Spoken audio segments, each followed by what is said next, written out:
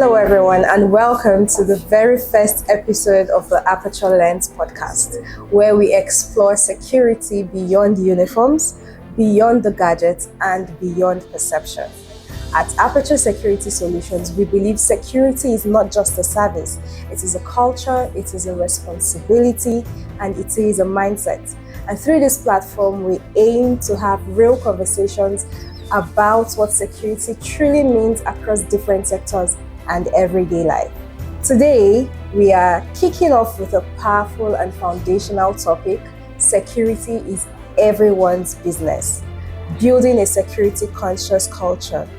And I'm honored to begin this series with someone whose leadership and experience shaped the direction of security conversations within our organization.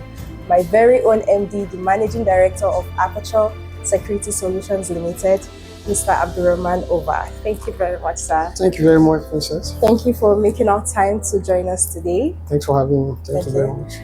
To set the tone for our viewers and listeners, I'd like to begin with a foundational question. As the Managing Director of Aperture Security Solutions, who have worked over time across sectors with different clients, what do we really mean when we say security is everyone's business? Thank you very much. When we say security is everyone's business, it actually implies that for us to collectively be able to solve the issues around security challenges, risk associated to either to our businesses, society, and other various aspects of our lives, individuals collectively need to come together and share meaningful information, give the right approach to those who are championing the responsibility of actually solving the security problems in the society. We are not just to leave this bulk of the burden to the law enforcement agencies. Individuals collectively need to be able to be security conscious. One, we owe ourselves that duty of care, number one. And also, we are community or society where we live in, we are expected to be very vigilant and also to share this information. And this information is generally referred to as intelligence, with those who are actually saddled with those responsibility of solving those security challenges. Without that collaborative effort and that synergy between the society, that's the individuals, the community, sharing this information with the law enforcement agencies, there is not much that the law enforcement agencies can do. Thank you. Thank you very much, sir. This is interestingly insightful. My takeaway from this part is security is a collective effort. We do not only have to leave the security agencies to handle anything that has to do with security. Absolutely. We owe it to ourselves to be vigilant. Absolutely. We owe it to ourselves to report in cases where we know that this is security is highly involved.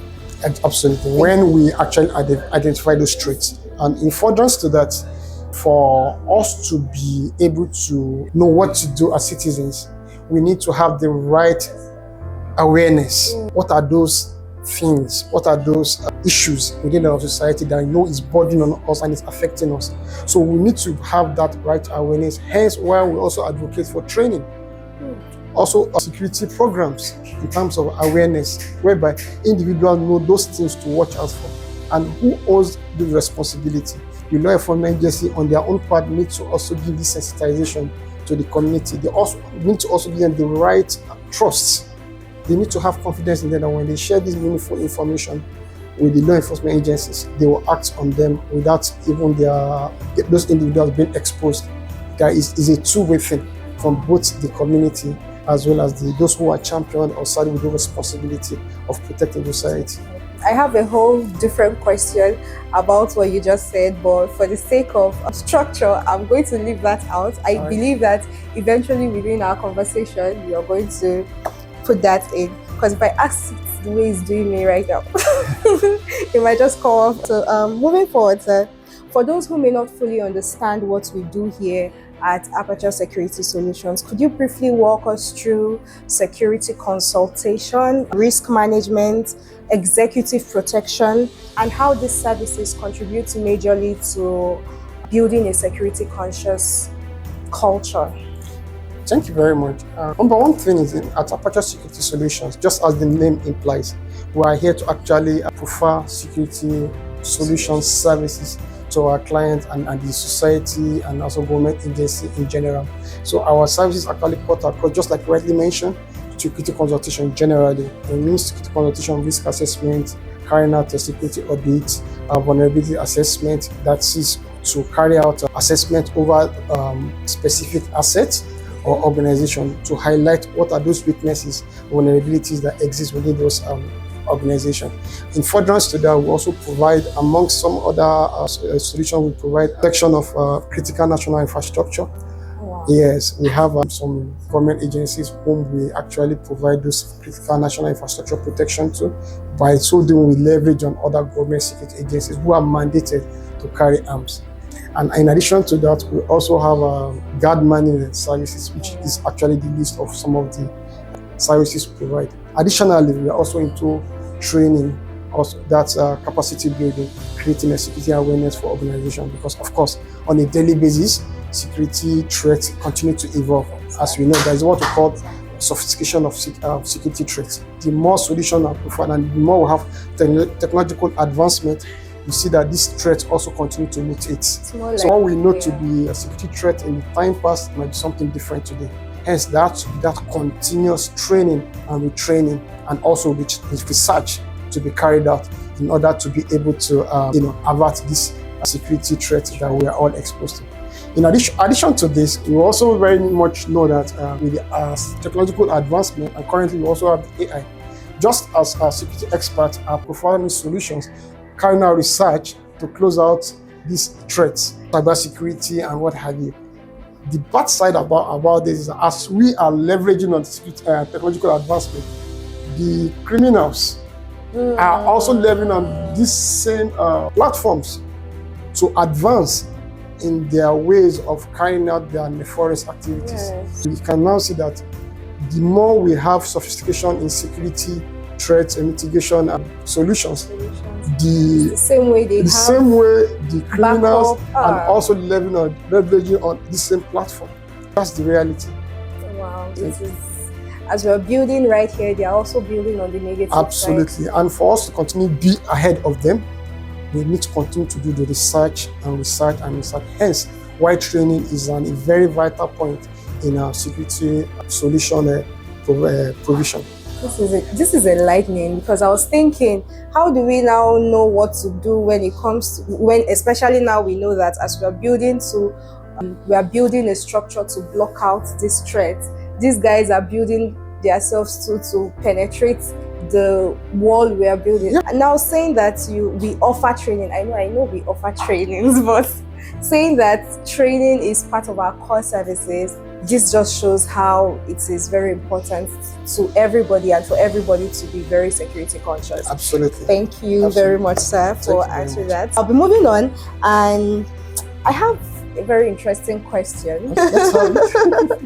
So, from your years of experience, where do you think organizations often get it wrong? This can be very dicey, because I know some organizations might think that we are very good out there, we have a very good outlook, and some organizations overlook the importance of security actually. So I'd like you to tell us, from your years of experience, where do you think organizations often get it wrong when it comes to the security culture? Thank you very much for this question. It's a very interesting one. Basically, I will go by saying that security is localized, in the sense that when you are developing or designing a security program, it has to be peculiar. It has to be designed based on specific risk that is identified to specific organization. But what you have in most cases is realize that most organizations do copy and paste, in a sense that they see one organization designing a specific program, security program, and they're just implementing it. And the idea based off on enterprise security risk management, which is an initiative from ASIS, American Society for Industrial Security. This particular risk approach actually expects one to first identify what kind of business are you into, and the risk, the way and manner you approach your risk should be in should go in line with the same approach you have with business risk. Hence, you're supposed to actually carry out risk assessments. When you carry out risk assessment, what kind of business are you into to start with?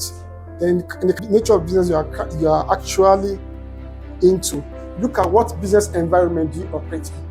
What risks are associated to that particular business? Then, have identified the risk. How does it impact your business? Then, lastly, you now have to look at what evaluation process you have to put in place. This is a step-by-step approach in which Enterprise ESRM has put in place for us to carry out before designing programs. But in most cases, you realize that most organizations do not carry out this particular risk assessment and this approach, and you see them just jumping into designing specific security programs. In the process, it's either it does not have significant impact on the organization business, or you find out that a wrong program has been implemented, thereby it slows down the business opportunities for them. For instance, for a real estate, there are specific risk program and security program you might implement. Rather than solving a particular problem, for instance, the occupant of the estate might not be very comfortable with having very multiple restrictions going into the estate, thereby creating a very long queue at the gate. There are specific programs you might have to identify that you know that it might not affect their free flow. The program will be effective. However, what it is meant to solve in terms of access control is still being solved. You have to look at what specific program can be tailored to a specific business before it is being implemented. And I believe these are major areas in which most organizations actually get it wrong. My recommendation, my solution which I'm preferring is that organizations should specifically carry out risk assessments, identify what risk are they exposed to. How can they mitigate this risk without affecting their core business area? Because at the end of the day, one other area that enterprise risk management talks about is that every security program that is being implemented must be in line with the strategic goal and objective of the company. Anything security program that is implemented that goes against what the organization is actually there to achieve, rather than being impactful, it's now actually affect the business model of such an organization. It's not a best practice. Let me leave it at that. Thank you very much, sir. I was thinking, you said it all when you said some businesses copy and paste business security models that doesn't necessarily fit into their business. My takeaway right here is it is very important as a business owner, as an owner of an organization, to have a specific risk assessment carried out, tailored specifically for your own business. And how do you do that? You have to involve the services of security professionals. Absolutely. I hope you get me. Involve the services of security professionals like me and my boss. Thank you very much, sir. So lastly, for individuals, for people watching and listening to a beautiful podcast here, what simple steps can they begin implementing to become more security conscious? This is relating to their businesses, to us personally, and to just our environment. Basically, if you look at our society today, like I rightly mentioned earlier, security threats continue to mutate. In the previous times, what doesn't count as security threat today, it is. And one specific area in which most organizations are not conscious of, the worst part of security threat is insider threats, whereby members or colleagues or individuals who work with specific organization actually are the one exposing the organization to threats.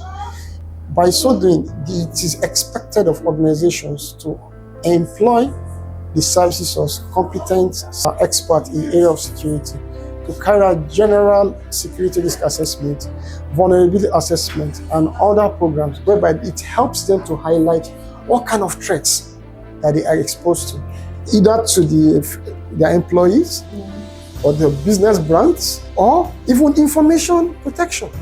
These are very vital areas in which organizations need to look at.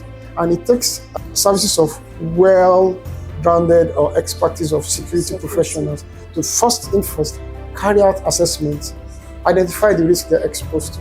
How does this risk impact negatively to the organization? It might be futuristic. You might be carrying out your business as of today, no any form of threats, but in the nearest future, you never can tell what those threats that can't now hurt or put your business into risk. Yeah.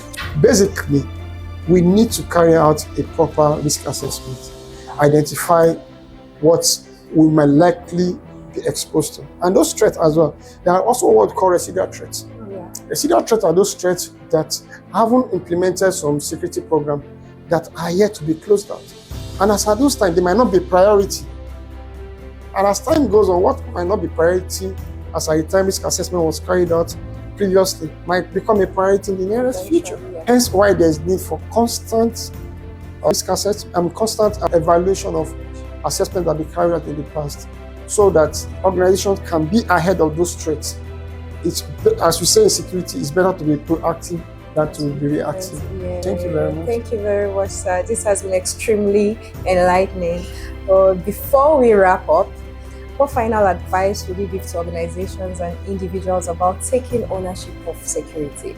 When we talk about taking ownership of security, I think up until recent time, where there has been that paradigm shift on how security is being seen, because our society today is more volatile. We are more exposed to various kinds of security threats. Just as I also mentioned earlier, with the advancement of technology, there have been a whole lot of threats, either technological threat or physical threats.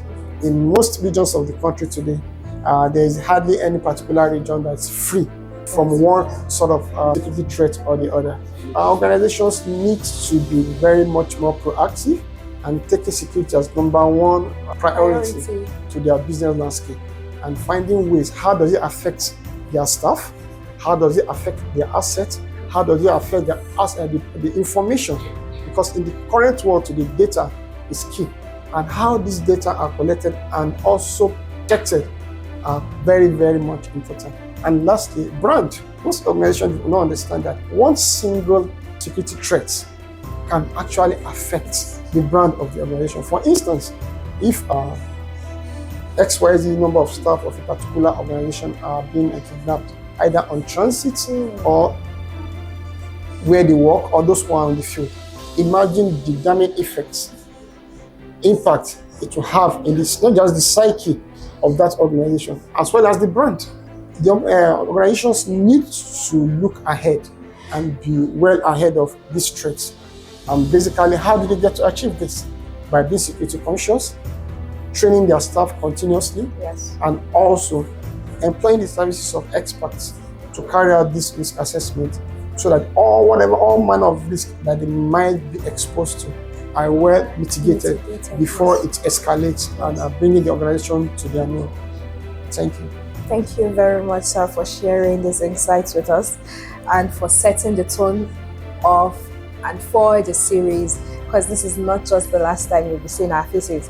To everyone watching, remember that security is not just the responsibility of a security company or of security establishments. It starts with awareness, and it starts with culture. It starts with you. This has been the Aperture Lens podcast. Thank you so much, sir, for taking time to join us again and sharing what you shared with us. I'm always here to give my little bit in what I know in terms of our security. Thank you so much. Thank you very much, sir. All right, I am Princess Ogeyi Achi, and we'll see you in the next episode. Thank you.